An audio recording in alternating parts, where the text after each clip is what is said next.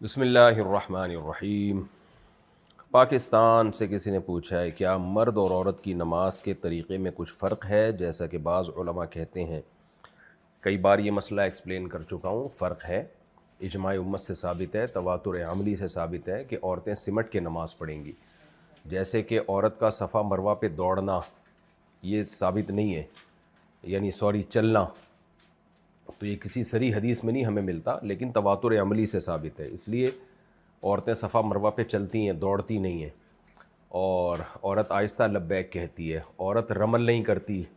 طواف کے پہلے 3 چکروں میں جو سینہ کڑا کے چلتے ہیں نا، یہ عورت کے لیے نہیں ہے، حالانکہ کسی حدیث میں نہیں ہے کہ عورت یہ کام نہیں کرے گی۔ نبی صلی اللہ علیہ وسلم نے فرمایا خذوا عنی مناسککم، جیسے میں نے حج کیا ایسے حج کرو۔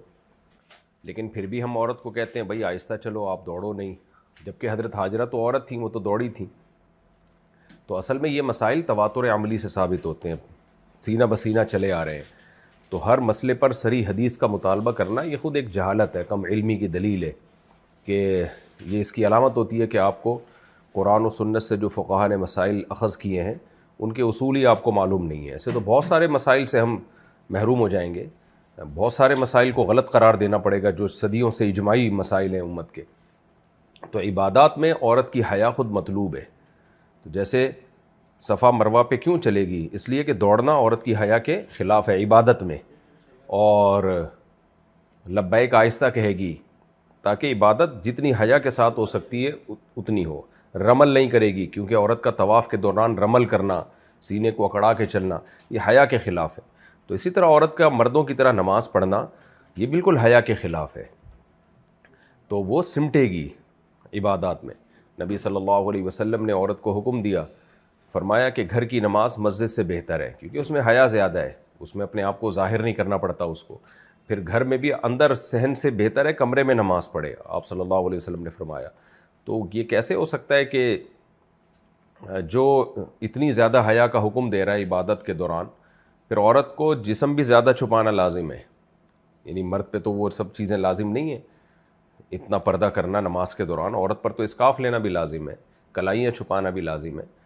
تو یہ سب اس بات کی علامات ہیں کہ عورت عبادت میں حیا کا اظہار کرے گی۔ تو اس لیے اس پر پوری امت کا اتفاق ہے، اور جو مسئلہ اتفاقی ہوتا ہے نا اس کے خلاف جانے کی اجازت نہیں ہوتی۔ تو پہلے اہل حدیث بھی یہی کہا کرتے تھے، ان کے جو اہل حدیث کے قدیم فتاویٰ ہمیں ہندوستان میں ملتے ہیں وہ یہی ملتے ہیں کہ عورت سمٹ کے نماز پڑھے گی۔ یہ بعد میں مسئلہ پھیلا ہے اور پھر اس کو لے لیا لوگوں نے اور مطالبہ شروع کر دیا اس پہ کوئی حدیث دکھاؤ۔